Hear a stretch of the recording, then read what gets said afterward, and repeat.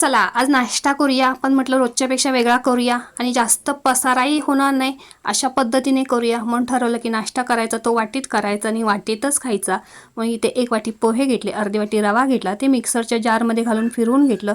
पुन्हा त्याच्यामध्ये अर्धी वाटी पाणी ॲड करून परत एकदा फिरवून घेतलं. पुन्हा ते एका भांड्यात काढून त्याच्यामध्ये बारीक चिरलेला कांदा घातला, आलं लसूण हिरव्या मिरचीची पेस्ट घातली, कोथिंबीर घातली, मीठ घातलं आणि परत अर्धी वाटी पाणी ॲड करून छान बॅटर मी फेटून घेतलं. पुन्हा त्याच्यामध्ये 1 चमचा इनो घालून परत ते छान मिक्स करून घेतलं. इथे 3 वाट्यांना तेल लावून 3 वाट्यांमध्ये मी हिरव्या मिरचीची पेस्ट घातलेली बॅटर घातलं आणि एका वाटीमध्ये मी हिरव्या मिरचीची पेस्ट न घातलेलं शर्विलसाठी बॅटर घातलं आणि छान इडली पात्रात ह्या वाट्या मी 15 मिनटं वाफवून घेतल्या. टूथपिक घालून बघितलं तर टूथपिकला हे बॅटर चिकटत नव्हतं, म्हणजे आपलं बॅटर हे शिजलेलं आहे.